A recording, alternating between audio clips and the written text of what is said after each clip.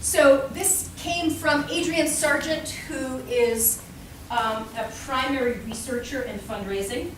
And there are actually more buckets that we didn't list. These are the top 4. So and this is donor research. In order to achieve donor loyalty, you need your donors to be actively committed. Well, what does that mean? You don't want them to be just giving to you this one time for Valley Gives. Part of what we're doing here in building capacity is thinking about, once we have them to give, then what?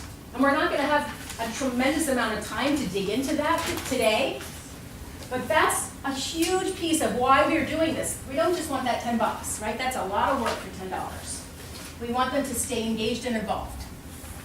And how we have them stay engaged and involved are a few primary basic ways. One is we have to do a good job, right? We have to have a really good symphony.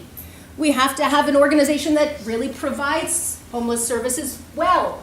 We have to have a school that does a good job. We can't just be good fundraisers. So quality service and product, shared beliefs and values, building trust. How do we build trust?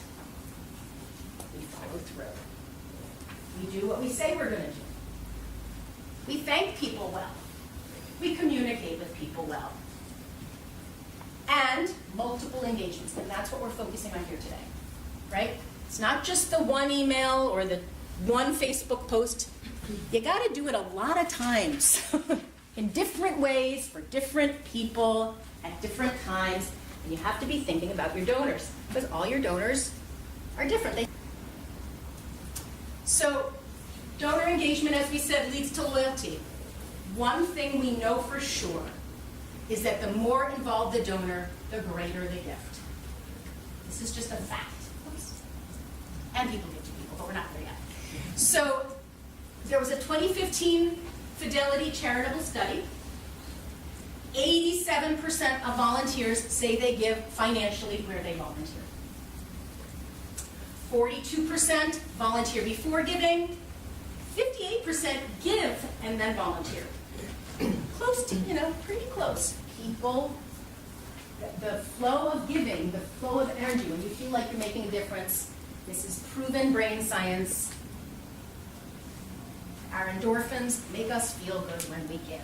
It's just one of those things we know about us humans, which is a good thing about us humans. Mm-hmm.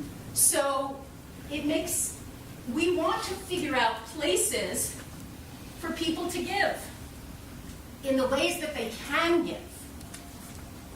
Right? So I encourage you to, as you're thinking and writing these notes, even if you just come up with 1 or 2 additional volunteer opportunities that you can put out there to the world when you're pitching your Valley Gifts,